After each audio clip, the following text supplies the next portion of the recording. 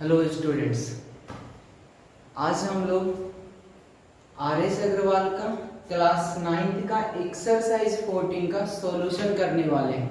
कुछ क्वेश्चंस का सॉल्यूशन अभी करेंगे, उसके बाद फिर धीरे धीरे करके इसका पूरा एक्सरसाइज खत्म करेंगे।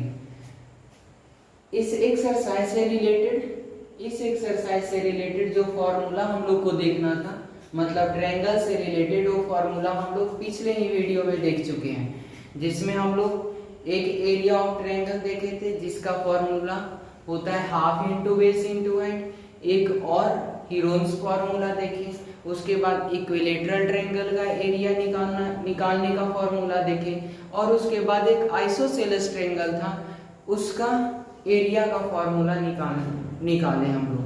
अब उसी फॉर्मूला से रिलेटेड हम लोग यहाँ पे कुछ क्वेश्चंस सोल्व करेंगे, जिसमें से हम लोग का पहला क्वेश्चन क्या बोल रहा है जो देखते हैं। बोला है कि find the area of the triangle.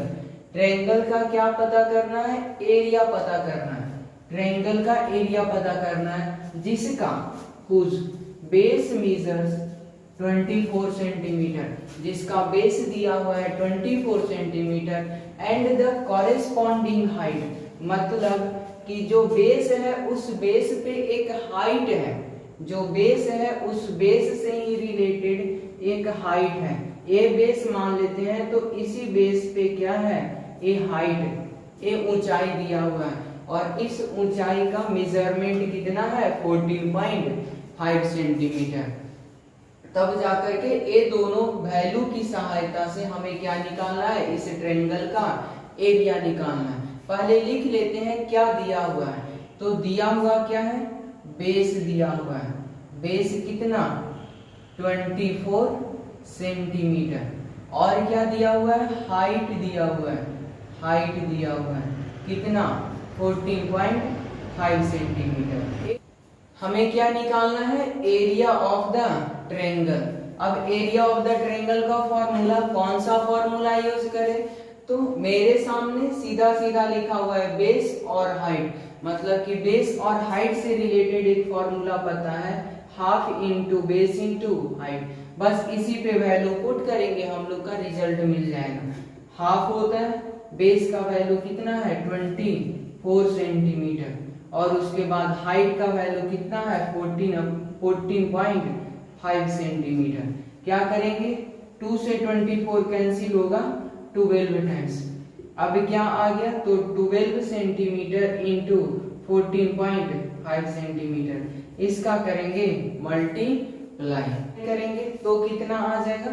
174 centimetre है और सेंटीमीटर है, इसको एक साथ करेंगे तो क्या आ जाएगा? Centimetre square. यही मेरा एरिया निकल गया। जो क्वेश्चन पूछ रहा था, जो वैल्यू दिया हुआ था, उससे रिलेटेड जो मेरा एरिया निकला वो कितना निकल गया? 174 सेंटीमीटर स्क्वायर। ये हो गया फर्स्ट क्वेश्चन का सॉल्यूशन। अब हम लोग नेक्स्ट क्वेश्चन, मतलब सेकंड नंबर क्वेश्चन पे जाते हैं। अब हम लोग नेक्स्ट क्वेश्चन नंबर 2 देखने वाले हैं। देखते हैं क्या है लिखा हुआ।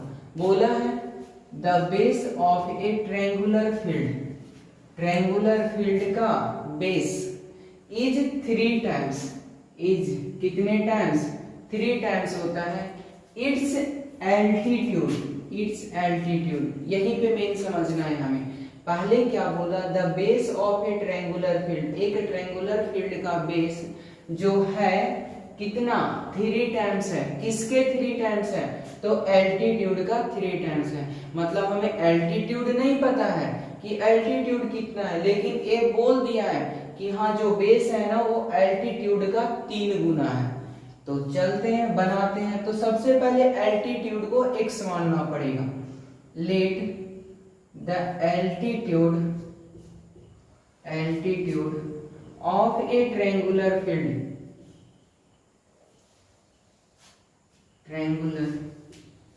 Field be x metre.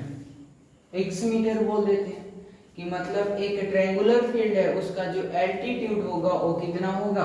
x metre होगा। तो जब हमें एल्टीट्यूड पता हो गया तो फिर हम बेस भी निकाल सकते हैं, क्योंकि बेस जो है वो एल्टीट्यूड का 3 टाइम्स है। तो अब base is equal to 3 times of altitude है, क्या हो जाएगा यहाँ से 3 मल्टीप्लाई टाइम्स मल्टीप्लाई हो जाएगा, एल्टीट्यूड कितना माने हैं x माने, मतलब कि बेस कितना हो जाएगा 3x मीटर। ए हो गया बेस। तो हमें एल्टीट्यूड भी पता हो गया, बेस भी पता हो गया। अब हमारा क्या निकालने के लिए बोला है हमें, लास्ट में यहीं पे और आगे बढ़ते हैं। If the cost of sowing the field at 58 rupees per hectare is 783 rupees. ध्यान से समझेंगे इसको, क्या बोला, if the cost of sowing the field, मतलब कि जब हम फील्ड में बुनाई करते हैं तो उस बुनाई का जो दाम है वो कितना दिया हुआ है 58 रुपीज। कितना का, तो पर हेक्टेयर, मतलब 1 हेक्टेयर का सोइंग का कॉस्ट जो है वो कितना है 58 रुपीज, और टोटल कॉस्ट कितना लगता है 783। मतलब 1 हेक्टेयर का cost of sowing in 1 hectare is equal to 58 rupees. मतलब 1 हेक्टेयर में जब सोइंग करेंगे तो उसका कॉस्ट कितना 58 रुपीज है। मेरा टोटल कॉस्ट कितना लग रहा है 783। टोटल कॉस्ट फॉर सोइंग कितना है 783 रुपीज है, 783 रुपीज। पता है ये दोनों से क्या निकलेगा, ये दोनों से मेरा एरिया निकल जाएगा। कैसे, 1 हेक्टेयर का कॉस्ट दे दिया है और पूछ रहा है कि इतना रुपया जो लगा उसमें कितना हेक्टेयर हम फील्ड को शो करेंगे, कितना। तो एरिया निकालना है हमें, area of field. Area of field क्या करेंगे, तो टोटल से इसको डिवाइड कर देंगे 58 को, क्या आ जाएगा 58 और 783 1 टाइम्स करेंगे तो 58 आएगा, 20 बचेगा और 3 आएगा, फिर कितने टाइम्स हो जाएगा 20 और 3 203, 3 टाइम्स करें 58 7 8 3 करते हैं, 1 टाइम्स तो 58 हो जाएगा, यहाँ पे 0 यहाँ पे 2, 3 टाइम्स करेंगे 3 8 जा 24 होता है, 2 मेरे पास है, 3 5 जा 15 और 2 17, 13 से 4 माइनस होगा 9, 9 से 7 माइनस होगा 2, ये हो जाएगा कैंसिल। यहाँ पे पॉइंट देंगे 0, यहाँ पे 5 टाइम्स, मतलब कि जब ये दोनों को कैंसिल किए तो 13.5 हेक्टेयर, 13.5 हेक्टेयर मेरा फील्ड का एरिया आ गया, 13.5 हेक्टेयर। अब क्या करेंगे कि यहाँ जो हम बेस और एल्टीट्यूड माने हैं ना वो सब मीटर में माने हैं, और यहाँ जो मेरा आ रहा है फील्ड का एरिया वो कितना है हेक्टेयर में। तो क्या इस हेक्टेयर को हम मीटर में नहीं चेंज कर सकते हैं, कर सकते हैं। तो पता होना चाहिए कि हेक्टेयर को मीटर में चेंज करने में क्या होता है, चेंजेस क्या होता है। तो होता क्या है कि 1 hectare is equal to 10,000 metre square. 1 hectare is equal to कितना 10,000 मीटर स्क्वायर होता है। मतलब जितना भी हेक्टेयर मेरे पास आया हुआ है वो सबको 10,000 से क्या करेंगे मल्टीप्लाई, तो ये मेरा मीटर स्क्वायर में आ जाएगा। कर देते हैं इसको 13.5 को 10,000 से मल्टीप्लाई, क्या आ जाएगा 1351230, इतना मीटर स्क्वायर एरिया आ गया। अब हमें क्या पता, एल्टीट्यूड पता है, बेस पता है, एरिया पता है।